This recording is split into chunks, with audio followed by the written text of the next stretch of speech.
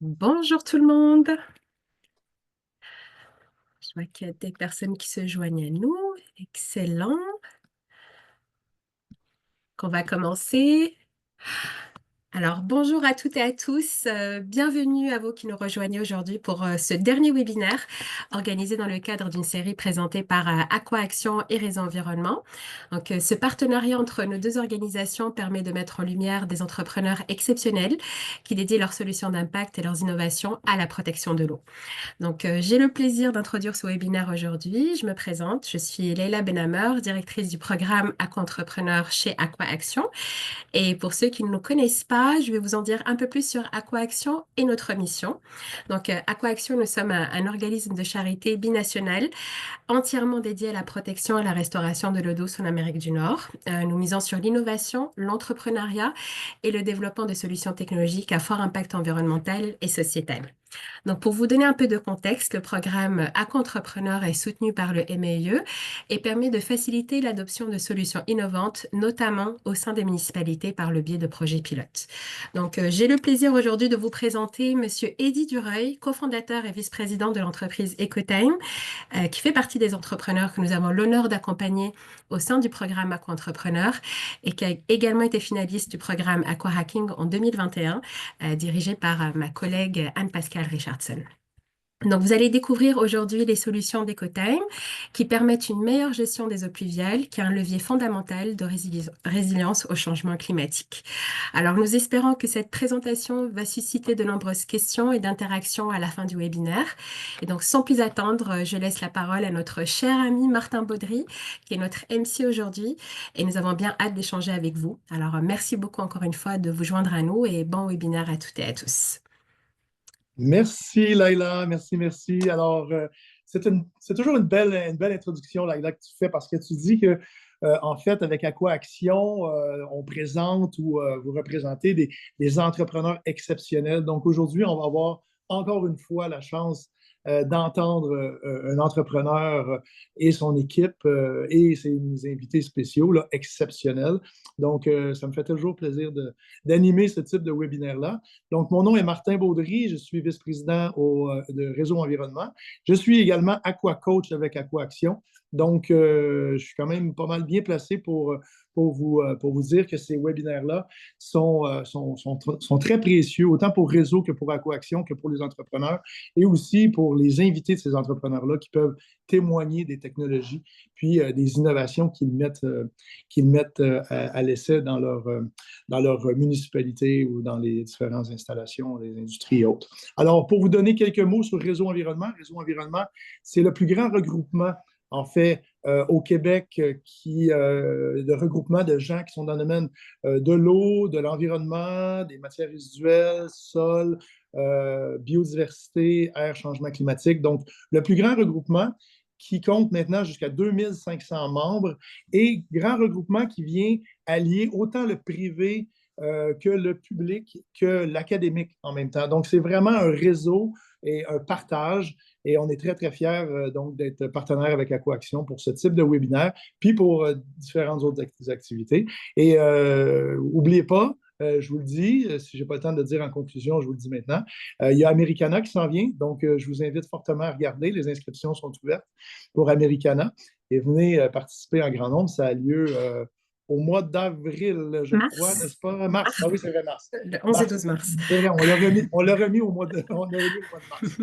Alors, sans plus tarder, je vais laisser la parole à notre super entrepreneur EcoTime qui est représenté aujourd'hui par Eddie, qui a aussi son équipe qui est Anne-Claire, qui est là aussi, je crois, et leur super invité. Donc, moi, je vais faire la modération en quelque sorte, bien que c'est assez rodé. Là, ils connaissent très, très bien leur présentation, mais on va avoir après la courte présentation d'Eddie, on va avoir des invités de Saint-Constant qui vont être là, puis également du CRE, donc Cassandra de la Naudière qui va nous présenter aussi quelques slides sur leur implication vis-à-vis ces projets-là. Voilà. Alors, sans plus tarder, c'est au tour de Eddie de nous faire cette présentation. Merci Matin pour la présentation. Merci à Réseau Environnement. Merci à Leïla de Aquaction. Merci à Aquaction. Merci à nos invités et à tous les participants d'être présents aujourd'hui pour cette présentation. Sans plus attendre, je vais partager mon écran pour que vous puissiez voir chez Ecotime qu'est-ce qu'on fait.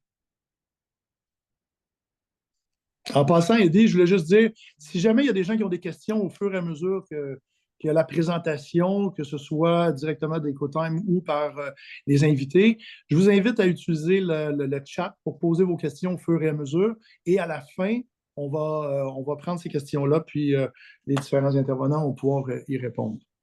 Ben oui, avec plaisir. En fait, il faut que ce soit très interactif. Alors, je vais vous présenter EcoTime. Mon nom, c'est Eddy Dureuil, je suis cofondateur et j'occupe le rôle de vice-président à EcoTime.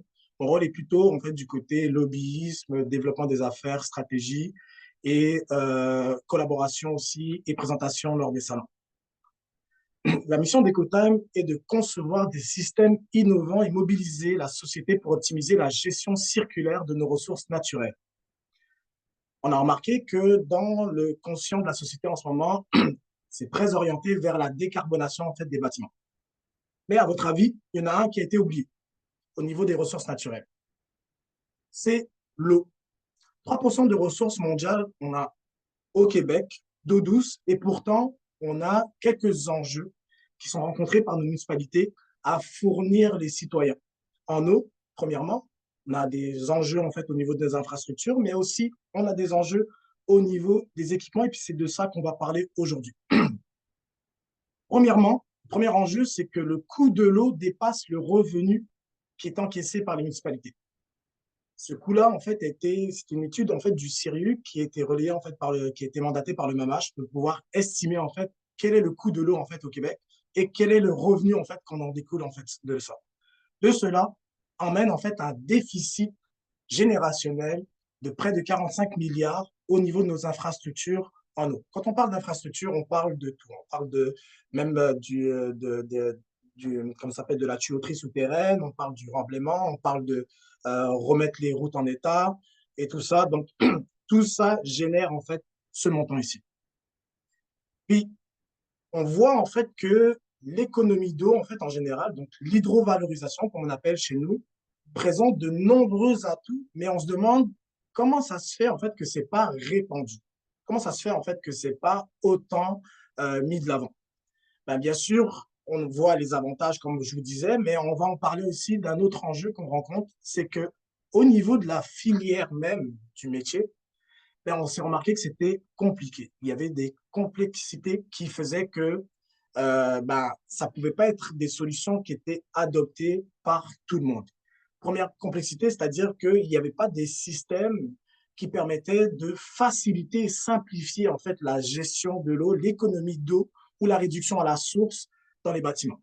Il y a eu bien sûr aussi de mauvaises expériences, donc ça a forcément ralenti en fait la vulgarisation de systèmes d'économie d'eau. On voit qu'aussi que parmi les métiers, il y a de nombreux intervenants en fait pour pouvoir conceptualiser en fait des systèmes d'économie d'eau. Donc ça rajoute encore des complexités, des contraintes pour les concepteurs, les installateurs et bien sûr les opérateurs. Aujourd'hui, EcoTime est fier de vous présenter deux solutions. Dans une des solutions, je vais vous parler de la distinction qu'il y a dans nos solutions. Donc la première que je vais présenter, c'est la valorisation des précipitations, plus connu sous le nom de l'Oasis. L'Oasis, c'est un boîtier qui comporte tout ce que ça prend pour traiter vos précipitations. On parle de précipitations. Les précipitations, c'est l'eau de pluie, la neige fondue, bien sûr. Et on est très fiers d'avoir remporté plusieurs distinctions au cours de notre parcours. Très simple, l'eau pluviale. L'eau pluviale est un enjeu de gestion pour les municipalités. Et on s'est dit, ben, pourquoi le bâtiment ne pourrait pas jouer un rôle dans justement la gestion des eaux pluviales. Donc, on estime à peu près que dans un bâtiment type tour de bureau, où bien sûr il n'y a pas de douche, on peut aller chercher une économie pouvant aller jusqu'à 70% d'eau et on réduirait en fait le volume d'eau rejeté à l'égout pluvial parce qu'on recirculerait cette eau gratuite qui tombe sur nos toitures à l'intérieur du bâtiment. Donc, pour pouvoir vous expliquer, grossièrement, le système récupère l'eau des toitures, donc elle a pas ruissellé au sol, on la stocke, on la traite et on la redistribue selon en fait l'application code et justement les endroits où l'eau potable n'est pas nécessaire. J'ai la deuxième solution que je vais vous parler, qui est une solution qui gère la valorisation des eaux usées, plus connue sur le recyclage des eaux grises. C'est une deuxième solution qui, elle, est un système que nous n'avons pas créé, que nous importons, et qui a gagné de nombreux prix au niveau international, qui s'appelle Hydraloop. Donc, Hydraloop est un boîtier dans le même état d'esprit que l'Oasis, qui va permettre de générer entre 25 à 40% d'économie d'eau potable, mais en même temps, qui va permettre de recirculer l'eau grise directement à même le bâtiment et réduire le rejet d'eau usée, en fait, dans les infrastructures municipales.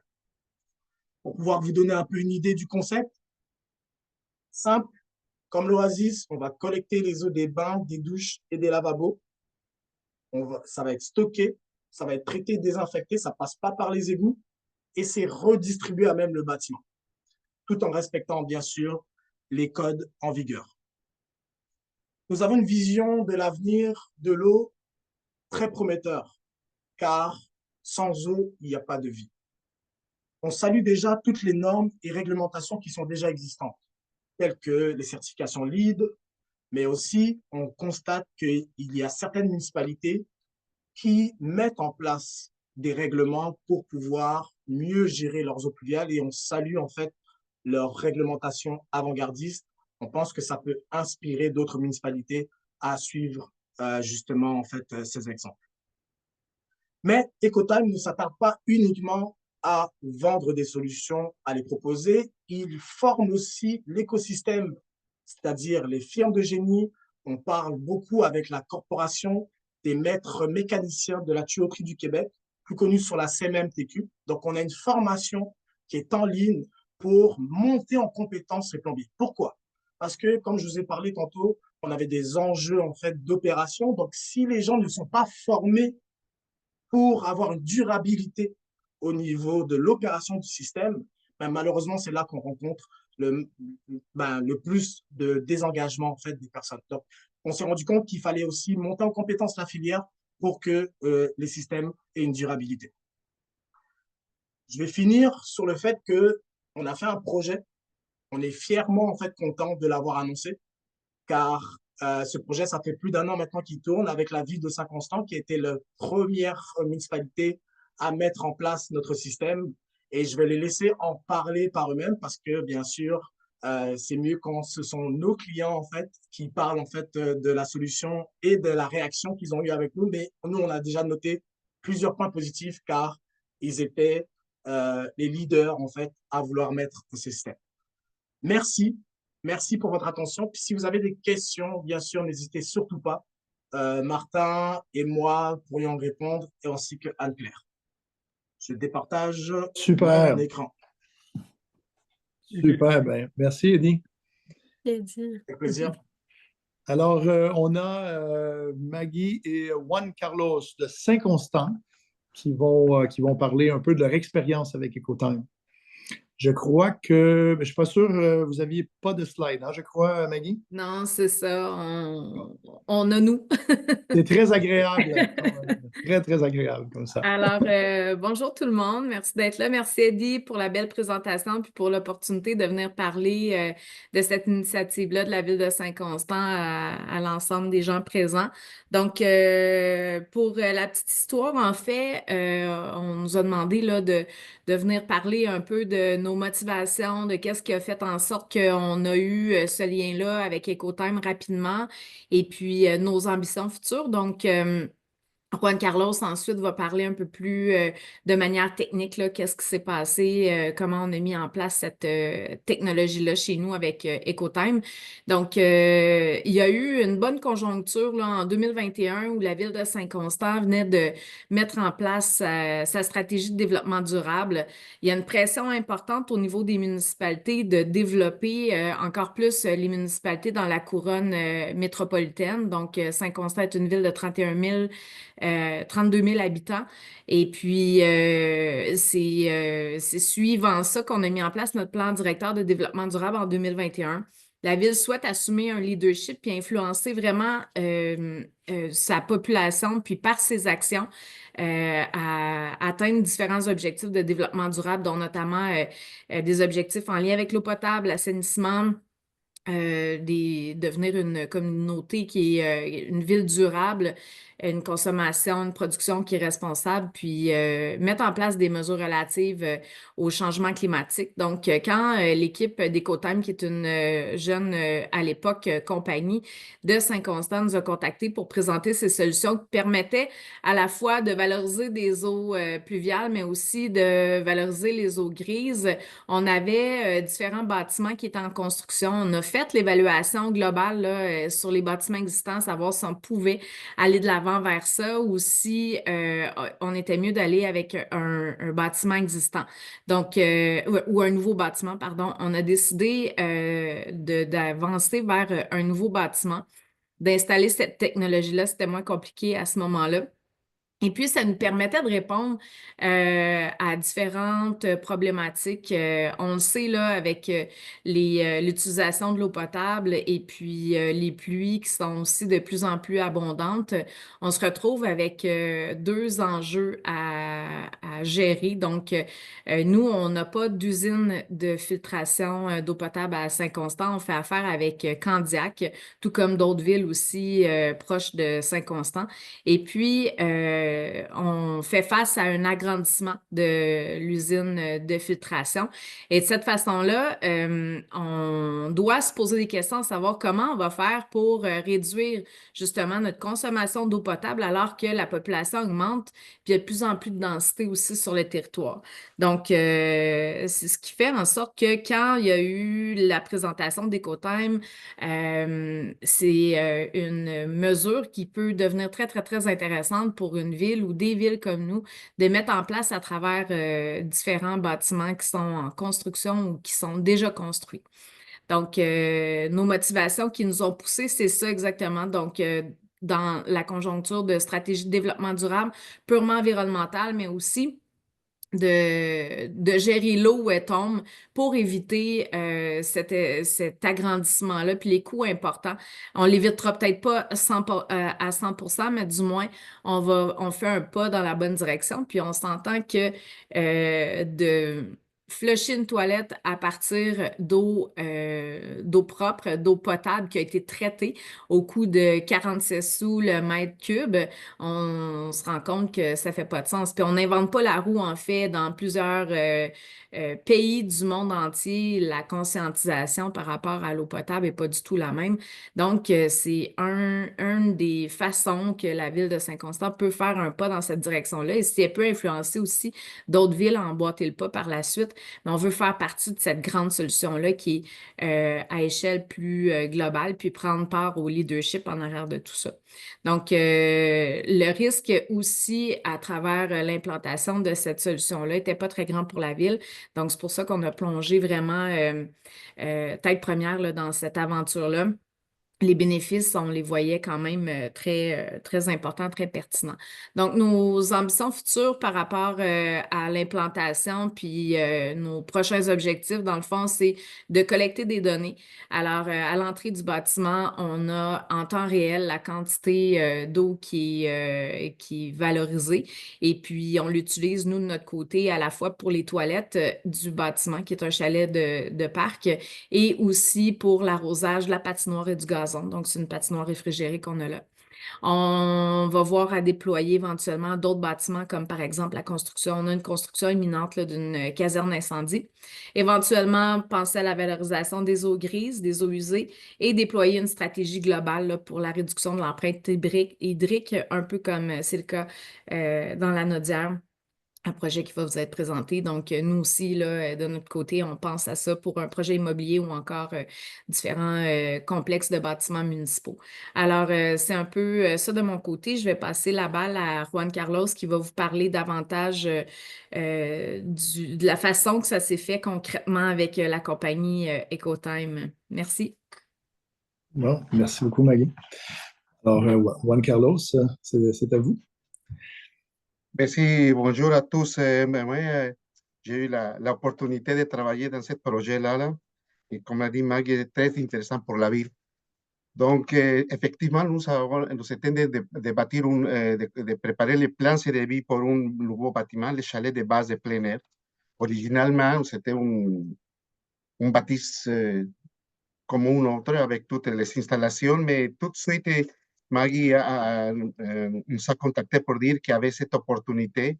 Alors, on a eu toute l'information nécessaire pour avec les contacts de Eddie, il nous a fourni quel type de système c'était. On l'a proposé pour notre consultant, la personne qui avait fait tous les plans de vie original et que si on pouvait adapter ce système pour notre nouveau chalet. Il n'a pas eu aucun problème. C'est sûr qu'il a dû vérifier tous les enjeux qui pourraient se faire à l'installant ce nouveau système. Le consultant a fait des petites modifications tout le temps en coordination avec EcoTime, avec les techniciens d'EcoTime qui étaient sous la supervision de Eddie. En passant, on a eu tout le temps un canal de communication excellent pour ça. Comme on savait qu'on devait travailler dans un échéancier bien établi, nous savions quand est-ce que devait être livré les systèmes.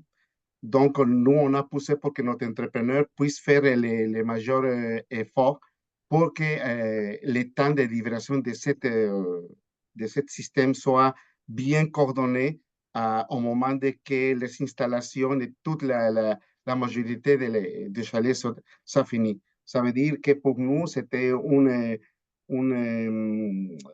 défi de finir les majeures parties du projet en coordinant bien le temps que c'était de 12 semaines à peu près de livraison de projet de la part de EcoTime. Et nous, pendant ce temps-là, Eddie et son équipe nous ont expliqué comment ça fonctionnait parce que nous, on savait que c'était un système innovateur. Alors, ils nous ont proposé que c'était un système dont on recueillait les eaux de pluie et on le réutiliserait seulement pour les urinoirs et pour les toilettes parce que ce n'est pas une eau potable. Ça, c'était très important. Ce système est composé par des sensors qui peuvent savoir quand le réservoir de l'unité est plein. Donc, à fur et à mesure qu'on utilise les toilettes, se vide le réservoir. C'est sûr que s'il y a de plus de pluie, il va continuellement se remplir. Mais si pour le cas, il y a une saison qui est sec, il n'y a pas beaucoup de pluie, au moment que le réservoir va se vider, va avoir le système pour qu'il voit la signal que l'eau potable de la ville rentre tout de suite à la place de l'eau qui était stockée dans le système. Pendant le temps de la construction, quand l'unité est livrée, les personnes de Cotam, l'équipe de Cotam était sur place pour la livraison en coordination avec l'entrepreneur, les constructeurs, les consultants, et c'est sûr que nous, de la part de la ville. C'était important de dire, Maggie ne l'a pas mentionné, mais son équipe de travaux publics a été toujours présente pour vérifier que tout s'était bien fait selon les règles de l'art. On peut dire aussi qu'après ça, on avait des visites de la part de Cotin pour vérifier que tout soit fait dans les normes.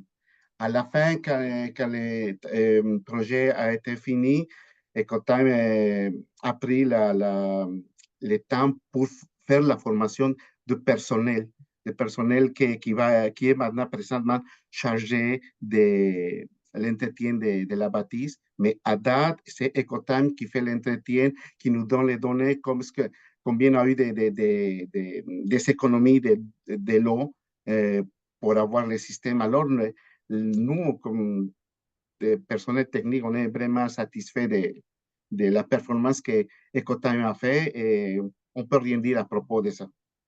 C'est un petit mot. Qu'est-ce que c'est? Le système Ecotime, on est vraiment fiers d'être la ville qui a piloté pour la première fois un programme de ça, comme Maggie l'avait dit bien. Merci beaucoup à tous. Ben, merci, merci Juan Carlos pour cette belle présentation du projet. Et puis, merci aussi à Maggie.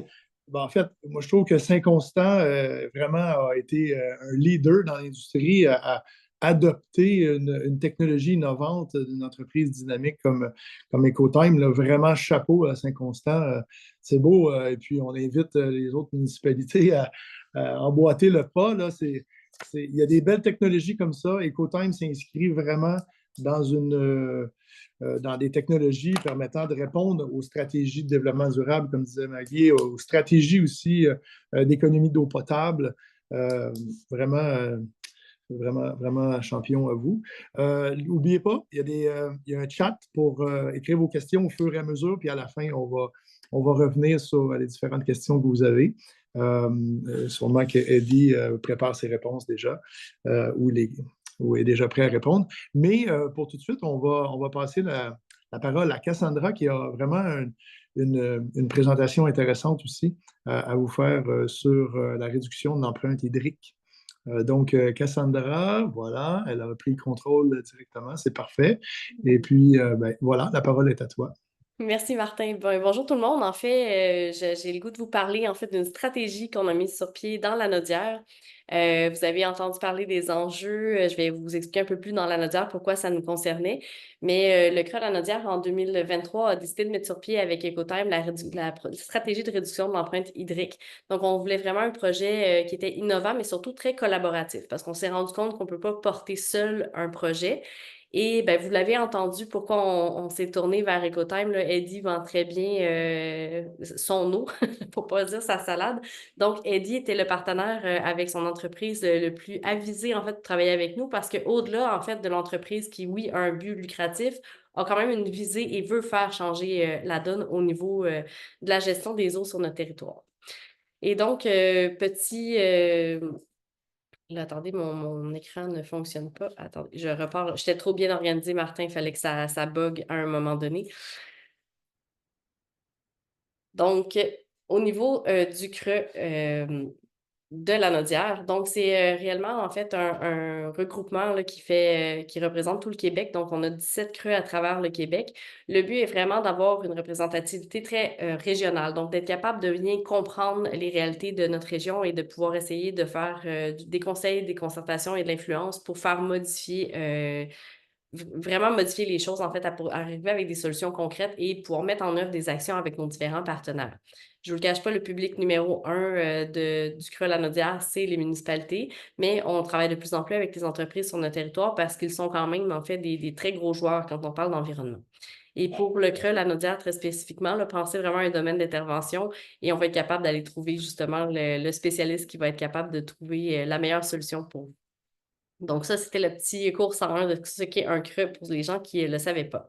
Donc, rentrons dans le vif du sujet de l'eau. Au niveau de la Nodière, on parle quand même de 10 de notre surface de territoire qui est un milieu humide ou hydrique. Et on a des problèmes assez majeurs, comme dans la majorité de nos régions. On parle d'inondations avec des enjeux très, très criants. Pensons entre autres à ce qui s'est passé le 9 août dernier. Donc, notre région a été très grandement touchée par et les inondations et les refoulements d'égouts. Et pour la Nodière, on avait été aussi touché par les inondations habituelles du printemps. Donc, on vit vraiment dans cette réalité-là là, au quotidien. Mais d'un autre côté, en fait, on vit aussi avec le déversement d'eau par rapport justement à nos systèmes actuels au niveau des infrastructures.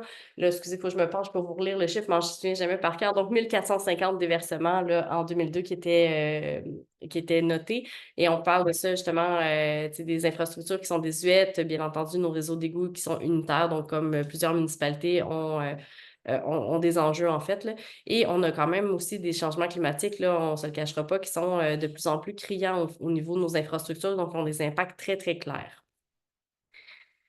Et donc, on a aussi un enjeu de disponibilité de l'eau de surface. Donc, on s'enligne vers un étiolage des cours d'eau, on s'enligne vers des épisodes de sécheresse. Et ces épisodes de sécheresse-là vont être aussi parsemés de grandes précipitations. Donc, on va vraiment varier avec très, très peu d'eau accessible à des très grandes quantités qu'on va recevoir d'un coup.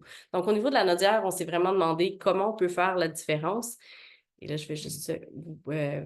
Donc, on a vraiment pensé à comment on pouvait contribuer, en fait, positivement à faire la différence en partant de la Nodière en disant, bon, ben, on va faire un modèle. Je ne vous cache pas qu'on avait quand même un momentum qui était parfait dans la Nodière parce qu'on est la première région à s'être mobilisée. Donc, on a plus de la majorité de nos 57 municipalités qui ont signé la déclaration pour l'environnement de 2023. Donc, c'est vraiment un engagement des municipalités à essayer de faire les choses différemment et à voir l'aménagement du territoire d'une manière plus écologique, mais aussi plus positive. Donc, de vraiment, vous l'avez vu au début de slide, donc de redessiner notre territoire pour être un territoire viable le plus longtemps possible. Et donc, avec la stratégie que je vous parlais au départ, on avait vraiment, oui, l'idée de minimiser le gaspillage, mais en même temps, de mieux préserver aussi ce qui existe déjà, de faire une visée, en fait, sur le long terme avec ce qui existe. Et donc, on a passé vraiment une stratégie en 4 axes. Donc, vraiment l'implantation d'infrastructures de rétention d'eau à proximité des bâtiments. On parle entre autres des aménagements le vert et bleu, donc vraiment de la biorétention qui s'installe autour des bâtiments. La campagne, on travaille en ce moment avec une campagne régionale de sensibilisation pour vraiment s'assurer en fait que toute la population comprend l'importance qu'ils ont à jouer. Et tu sais, l'exemple simple qu'on donne à notre population, c'est, tu sais, quand on se remplit un verre d'eau, on a tendance à remplir le verre d'eau justement, mais pourquoi pas juste aller avec la quantité qu'on a besoin au lieu de gaspiller. Donc, c'est des petites actions qu'on est en train de mettre dans notre grande campagne pour faire vraiment pencher la balance tranquillement, pas vite. Et on s'est dit, on ne veut pas mettre la pression sur les citoyens, mais plus le rendre comme un acteur qui peut avoir presque du plaisir à se challenger au niveau des défis. Et bien entendu, vous avez entendu parler des technologies d'Ecotime en début de présentation. Le but est aussi d'implanter les technologies pour aller justement récupérer l'eau de pluie et aussi l'eau grise, en fait, là, parce que nous non plus, Maggie l'a très bien nommé, mais on ne trouve pas logique, en fait, de flusher nos toilettes avec une belle eau potable qu'on met du temps et de l'énergie et de l'argent à traiter, et en plus qui pourrait servir à beaucoup d'autres choses dans la biodiversité. Et enfin, on a vraiment le volet de collecter ces données-là, parce qu'on ne vous le cache pas, si on est capable de faire changer la donne au niveau provincial, ben, tant mieux, on va pouvoir avoir dit, check, on a réglé un problème sociétal à partir de la Nodière. Et donc, c'était vraiment important de penser à la manière de fonctionner pour cette stratégie-là, de la penser de manière transversale. Donc, d'être vraiment capable d'en tirer plusieurs acteurs et d'impliquer. Et on travaille, par exemple, en ce moment, la première municipalité de la Nodière à faire le pas, c'est Saint-Sulpice. Donc, on parle d'une toute petite municipalité en bordure du fleuve d'à peu près 5000 habitants. Donc, on s'est dit, on travaille avec eux parce que bon, ils ont réussi à avoir du financement dans ce projet. On les a accompagnés pour la recherche de financement. Et on s'est dit, ben, si on est capable d'impliquer différents acteurs, ben, on va être capable de mieux faire les choses. Donc, on travaille vraiment avec Ecotime, oui, pour la technologie, avec la municipalité, mais aussi avec les fournisseurs naturels de la ville pour, par exemple, les ingénieurs ou les architectes, pour vraiment s'assurer que les choses soient faites différemment. Puis pour nous, c'est vraiment la seule manière qu'on voit qu'on peut faire accélérer les choses, puis on peut faire un mouvement. Si on n'est pas tout le monde impliqué à discuter ensemble, si on n'a pas de moment, en fait, pour se jaser, on n'avancera jamais seul dans notre coin.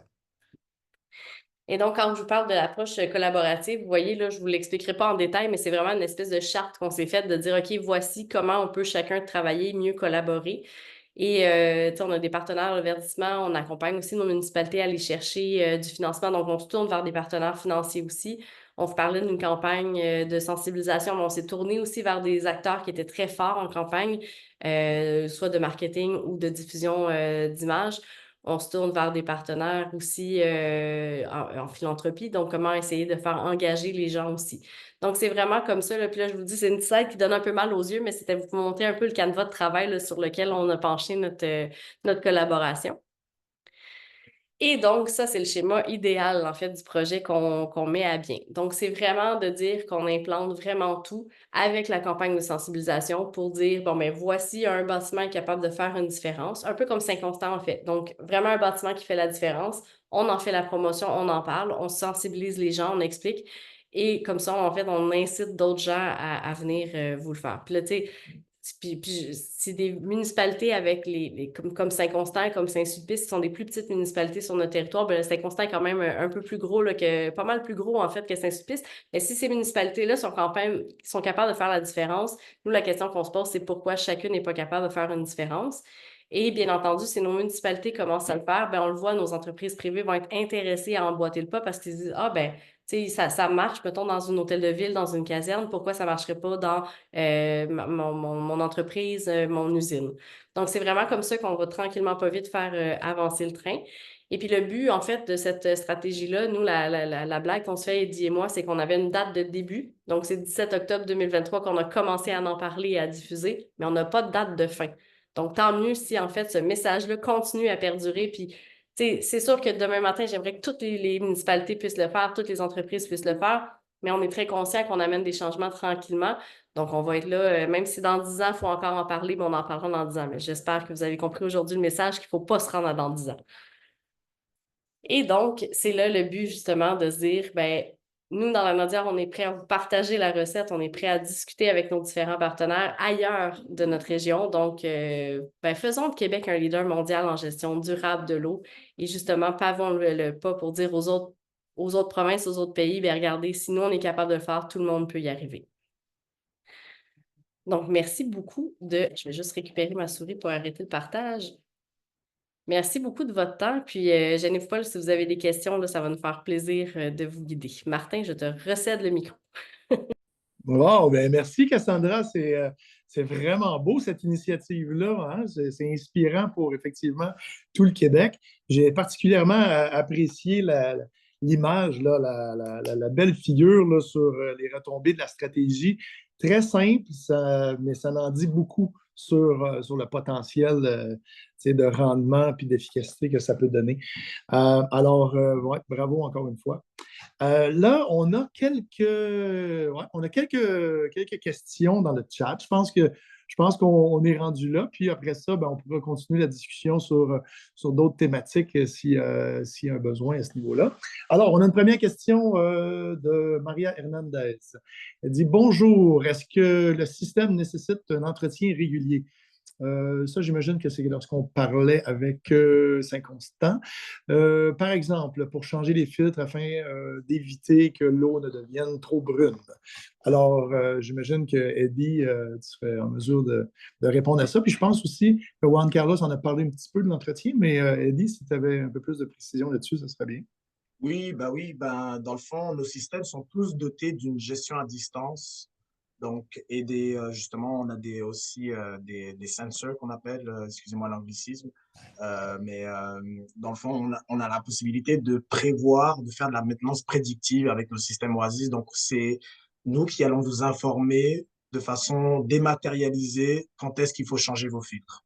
Donc, quand est-ce qu'il faut changer le filtre avec la périodicité et quand est-ce qu'il faut changer aussi la lampe UV. Donc, quand il faut faire de la maintenance sur le système, c'est comme ça qu'on procède chez Ecotime. Donc, ça évite qu'il y ait un agent technique qui se promène à toutes les 3 mois, en fait, pour valider si le filtre il est toujours changeable. Non, on vous évite des déplacements inutiles et des interventions humaines inutiles. C'est le système qui va vous dire quand est-ce qu'il va falloir changer vos filtres. Ça, c'est la première chose. Okay. Deuxième chose, pour éviter que l'eau elle soit brune, donc on suit une réglementation. Aujourd'hui, il y a une norme qui est sortie qui s'appelle la CSA B805. J'invite à tout le monde en fait à en prendre note parce qu'à partir de janvier 2025, elle va être en vigueur formellement en fait au niveau du code. Donc elle est déjà en vigueur, mais c'est juste que les gens ils ont le choix en fait de choisir en fait de l'appliquer ou pas ou de selon les règles de l'art. Mais selon à partir de janvier, il faudra construire des bâtiments qui demandent de la récupération d'eau pluviale en fonction de cette norme-là. Cette norme-là, elle vous donne la recette de faire la gestion d'eau pluviale. Donc, la recette, c'est-à-dire que ça évite en fait d'avoir des eaux brunes, justement, parce qu'il y a une manière de faire la gestion de l'eau à travers un dispositif d'économie d'eau pluviale, je dirais. Alors, ça c'est la première chose. Puis, j'inviterai Maria Hernandez, si elle veut avoir un petit peu plus de détails, on pourra laisser nos coordonnées, comme ça, on pourra lui faire vraiment une présentation technique là-dessus. Okay. Elle a précisé qu'aussi lors des coupures d'électricité, je ne sais pas si Maggie, tu voulais intervenir. Ben, je voulais juste rajouter, Eddie, que concrètement, c'est constant. Oui, vous pouvez nous envoyer quand on doit faire l'entretien et tout, mais pour l'instant, c'est un clé en main qu'on a pris. C'est Oui, Ecotime là, qui fournit l'entretien de l'unité. Éventuellement, on verra si on le fait à l'interne ou non. On a différents scénarios, mais pour l'instant, c'est vraiment un clé en main qu'on a choisi. c'est ça. Ouais. Donc, après, le client peut choisir. On a 4 volets de maintenance. Donc, ça va de le client, il est totalement autonome. On lui envoie un rapport quand est-ce qu'il faut changer ses filtres. Il a un entre-deux si on veut qu'on lui envoie les équipements à changer quand il doit être changé. Et la dernière version, c'est nous qui faisons tout. Donc, c'est vraiment très ouvert. On n'a pas voulu emprisonner, on va dire, nos clients en fait à rester avec nous. C'est très ouvert. Il y a possibilité en fait pour le client ce qu'il veut faire et selon son budget aussi de choisir en fait un contrat avec nous.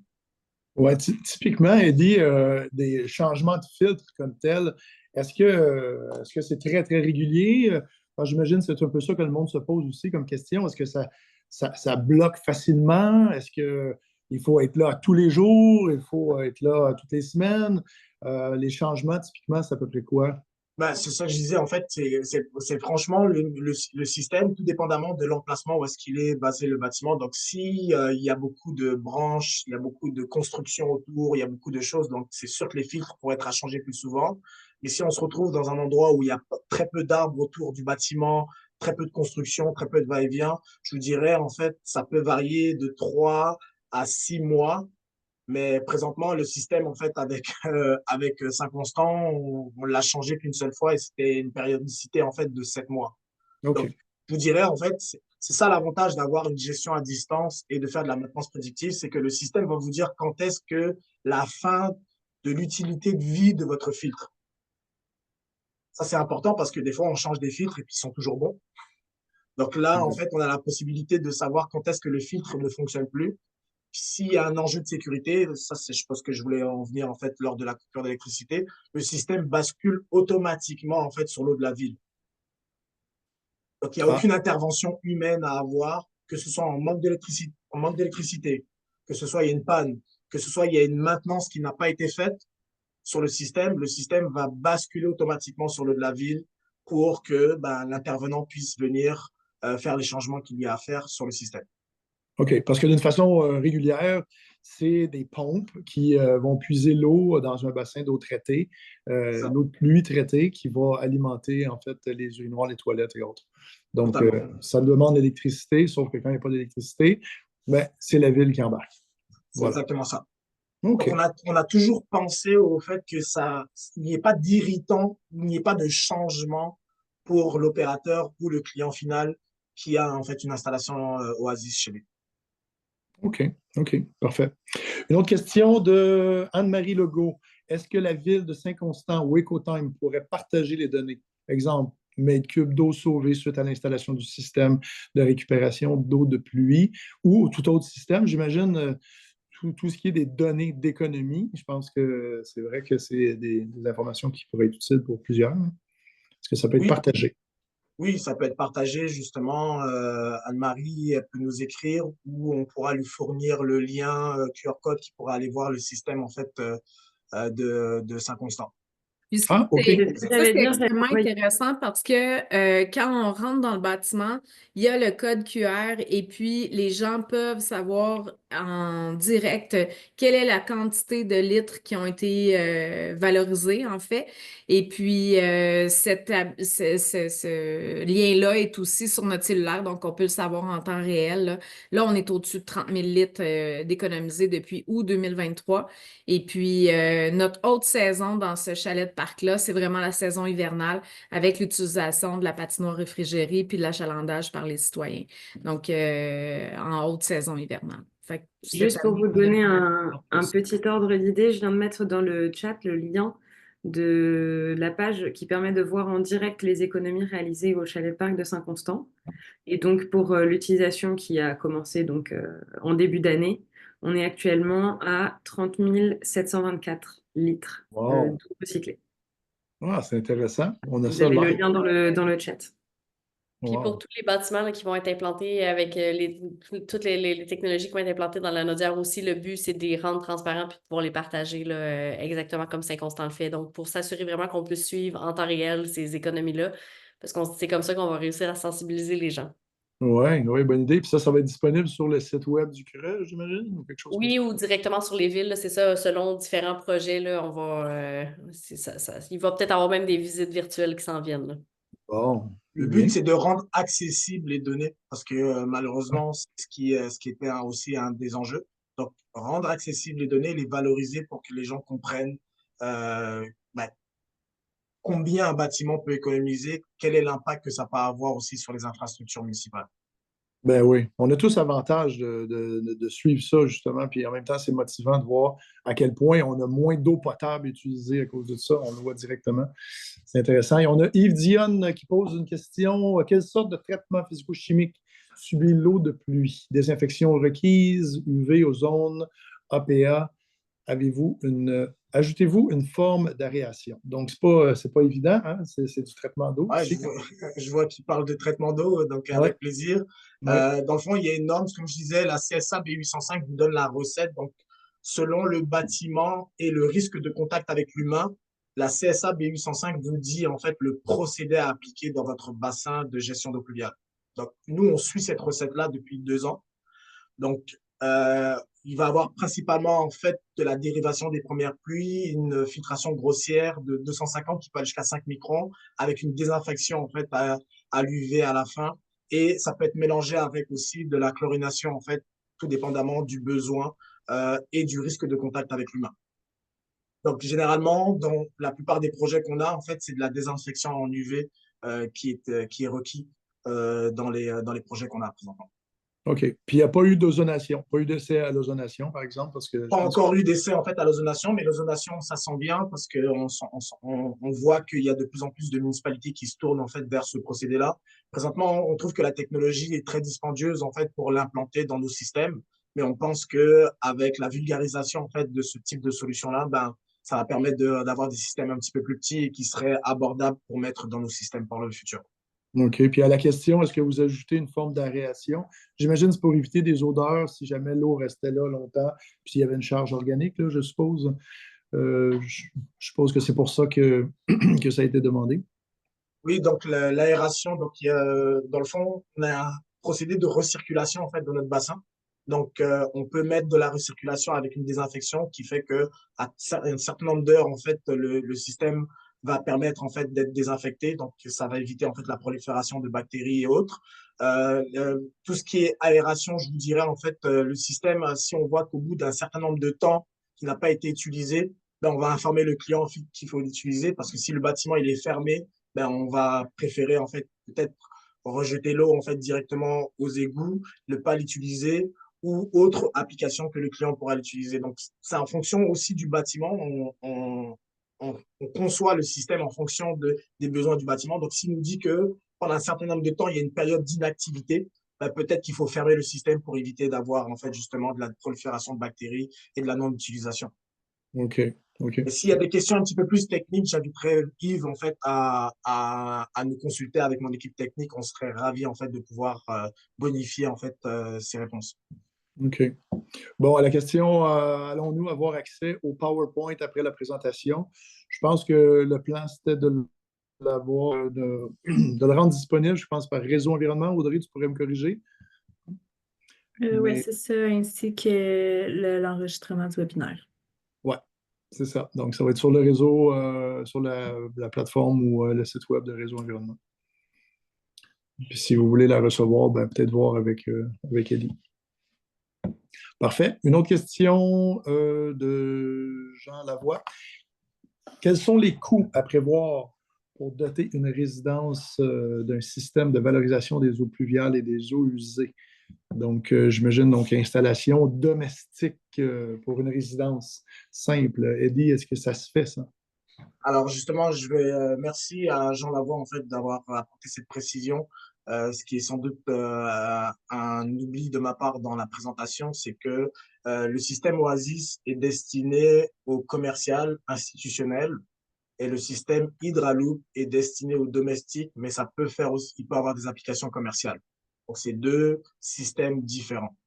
Donc, nous, pour la valorisation des eaux pluviales dans le résidentiel, si c'est pas du multi-résidentiel, si c'est monsieur et madame tout le monde, chalet ou quoi que ce soit, il y a déjà des solutions qui sont déjà en place sur le marché. Donc, pour l'instant, c'est pas là où est-ce qu'on consacre nos efforts. On va se consacrer, en fait, vraiment sur les gros bâtiments. Et pour la récupération des eaux usées, je vous dirais, en fait, on a deux modèles présentement pour les chalets, je vous dirais. Et dans le fond, le système Hydraloop commence à partir d'un prix budgétaire de 12 000. Et pour la version, qui est une version en fait qui a une capacité de stockage de 300 litres, 560 litres de traitement journalier. Et pour la version double, qui est un système qui possède un bassin un petit peu plus grand de 600 litres, lui, il est à partir du prix budgétaire de 16 000 $. OK, OK, OK. Oui, c'était une très bonne question, effectivement. L'application pour les résidences, soit les résidences isolées, chalets ou de Oui, résidentiel, je pense que c'est effectivement pertinent. Puis surtout quand on pense que les résidences isolées, les coûts d'eau potable peuvent être très élevés en fonction du puits, de la capacité des puits ou des sources d'eau, là. C'est majeur. parce qu'on ce qu'on se constate, nous, où est-ce que nos solutions ont un écho présentement, c'est sur des personnes qui sont sur de l'assainissement en fait autonome et distribution autonome, donc puits artésien et fosse septique scellée. Donc, eux, ils ont un coût à faire vidanger leur fosse septique. Donc, malheureusement, en fait, il n'y a pas encore de solution qui peut pallier à ça. Donc là, l'Hydraloop vient aider à réduire en fait l'intervention de vidange pour justement envoyer moins d'eau dans la fosse septique parce qu'on va aller capter euh, 90% en fait de l'eau de la douche et des lavabos du chalet ou de l'habitation isolée pour justement la redistribuer à travers le bâtiment. OK. Bon, une question ici intéressante. Pour traiter les odeurs, ajoutez-vous une fragrance, parfum. C'est Yves Dionne qui pose la question. Donc, Non, pour traiter les odeurs. rien de tout ça, en fait, si c'est bien fait et bien suivi au niveau du schéma de conception du système d'eau pluviale, il y a très peu d'odeurs dégagées. Justement, on en parlait en fait quand on a installé nos systèmes avec la ville de Saint-Constant. Puis je voudrais les prendre à témoin là-dessus. Si Juan ou vous avez entendu en fait des plaintes de votre équipe technique au niveau odeur et même couleur brune en fait dans les toilettes, je vous laisserai en fait plus répondre à cette question. Non, pas du tout, aucune observation négative par rapport à ça, à la fois au niveau du visuel que de la turbidité de l'eau ou encore des odeurs. OK. Donc, pas besoin de fragrance. Il n'y a pas d'odeur. Pas Voilà. pour le pluvial, du moins. Pas pour le pluvial. Je vous dirais ce serait autre chose en C'est fait ça, pour le là, c'est gris, le mais pas pour le pluvial. pluvial. Et le pluvial, non. Ça va. OK, OK, OK. Puis on verra pour le reste. Donc, OK. Après ça, on a dans le chat quelques liens que je vous invite à aller voir, entre autres sur en fait, la station ou l'unité de traitement de Saint-Constant. Puis également, un autre lien d'EcoTime, c'est quoi celui-là? Saint-Constant. Donc, ça arrive de deux sources. Vous avez le lien pour pouvoir suivre ça. Puis, dis-moi, Eddie, moi, j'aimerais savoir, c'est quoi les plans futurs pour EcoTime? Là? C'est quoi les prochaines choses qui s'en viennent ou vous travaillez sur quoi là, sur votre table à dessin? Alors, on a plusieurs projets en cours qui vont sortir en fait en communication l'année prochaine. Donc ça, on est très content de ces réalisations-là. On a, euh, je vous dirais, beaucoup d'engouement en ce moment sur des bâtiments municipaux principalement. Donc ça, c'est déjà en fait une bonne chose. On a la stratégie. Donc la stratégie, on travaille beaucoup là-dessus parce que on pense que le plus d'acteurs qu'on va pouvoir sensibiliser, le plus d'acteurs vont pouvoir prêcher, par exemple, le plus que la population va adhérer. Donc, si les citoyens voient que leurs municipalités ont des systèmes hydroéconomes dans leurs bâtiments, ben, ils vont se poser la question de comment je pourrais le faire pour faire la même chose chez moi aussi. Ça va créer un mouvement que les gens vont se dire, ben, on veut faire partie de ce mouvement-là. Puis de plus en plus, on le voit, on le ressent qu'il y a une sensibilité autour de ça. Donc, on a des projets aussi à l'international, mais ça, on n'en parle pas beaucoup parce que ça nous permet, en fait, je vous dirais, d'aller au soleil de temps en temps, mais c'est parce que je suis originaire de la Martinique. Donc, on a un projet qui tourne en ce moment avec un bailleur social qui, lui, veut réduire l'empreinte hydrique, en fait, de ses bâtiments pour ses locataires. Parce que là-bas, on paye pour l'eau, en fait, au mètre cube. Mais je vous dirais, ce que je veux envoyer comme message aujourd'hui, c'est que s'il y a des partenaires financiers comme ministériels ou autres qui ont participé au webinaire aujourd'hui, j'aimerais apporter, en fait, leur demander de voir comment ils pourraient apporter leur contribution pour aider les municipalités à réduire leur empreinte en eau. Parce que on voit que c'est un enjeu, en fait, s'il n'y a pas un accompagnement, en fait, au niveau financier, bah, c'est difficile pour que les municipalités puissent embarquer. Donc, il y avait des programmes qui étaient intéressants comme le PRACIM, qui était en fait un programme qui a eu un bon nombre de succès pour des personnes pour nos clients. Mais aussi, il y avait des solutions qui étaient mises en place par le MIE, donc le MEI, excusez-moi, qui était aussi très intéressant avec la subvention en fait d'IVO. C'est un programme en fait aussi qui était mis en place pour mettre en valeur les initiatives en fait des municipalités. Donc je me dirais que pour nous, l'un des plus gros projets qu'on est en train de travailler, c'est la stratégie avec le Creux de la Naudière. Et on espère que ça va inspirer d'autres municipalités à joindre le pas. Ben oui, il faut parce que vous avez un impact direct sur l'économie d'eau potable. Donc, il faut absolument là, que ces projets-là prennent de l'ampleur et prennent, c'est ça, leur envol. Ça a un impact, ça va servir les municipalités à rencontrer les objectifs de la stratégie, c'est sûr. Ben, on peut se dire les vraies affaires. L'un Ben oui. des enjeux qu'on a eu, puis je pense que je peux le partager, c'est que les gens se disent, étant donné qu'on ne paye pas pour l'eau, monsieur, madame, tout le monde ne paye pas pour l'eau. Ils se disent, ben, pourquoi moi j'économiserais en fait cette eau-là? Puisque pourquoi je supporterais le poids d'un investissement d'un système d'économie d'eau si moi je ne paye pas pour? C'est de là qu'on a eu l'idée de créer cette stratégie-là pour pouvoir avoir des données concrètes d'impact d'économie d'eau pour les municipalités qui puissent après par la suite influencer leur réglementation, donc mettre ça dans tout ce qui est développement urbain pour que le privé comprenne réellement en fait l'impact de la surconsommation d'eau au Québec. Oui, ça peut être très, très bon. Tu sais, il peut y avoir des incitatifs, réduction de taxes ou autre, là, mais écoute, il y a plein de choses qu'on pourrait discuter. Là, on embarque dans un sujet, on peut faire beaucoup de philosophie autour de ça, mais il reste 2 minutes et pour être fidèle à nos habitudes, on va terminer le webinaire à 13h. Donc, Eddie, plein de choses à dire encore, je suis sûr là-dessus. On a de beaux projets, bel avenir pour ce qui est de l'économie d'eau puis la récupération, entre autres. Je vais laisser le mot de la fin finale à Laïla, en fait, qui va pouvoir saluer tout le monde, puisque c'est quand même une initiative conjointe entre Réseau Environnement et Aquaction. Donc, merci à ces panélistes, merci aux présentateurs Saint-Constant, aussi au Creux, puis à Écotime. Et puis, Laïla, je te laisse le mot de la fin. Alors, merci à tous, ça m'a fait plaisir d'être là, moi. Merci. Merci beaucoup, Martin. Merci encore une fois à tout le monde qui était présent avec nous aujourd'hui. Je vous ai mis dans le chat le contact de la super équipe de Eddie. Donc, si vous avez des questions, des follow-up, n'hésitez pas. Vous pouvez envoyer vos questions directement. Vous allez recevoir également, comme on a dit, l'enregistrement et le PowerPoint de la présentation d'aujourd'hui. Alors, le mot de la fin, n'hésitez pas à travailler avec Écotime. C'est une super belle entreprise qui a vraiment une stratégie claire, qui veut également impliquer les citoyens. Donc, c'est comme un tout qui va permettre d'être plus résilient avec toutes les données que tu nous as montrées tout à l'heure, Cassandra, sur l'étiage qui va malheureusement arriver dans les prochaines années.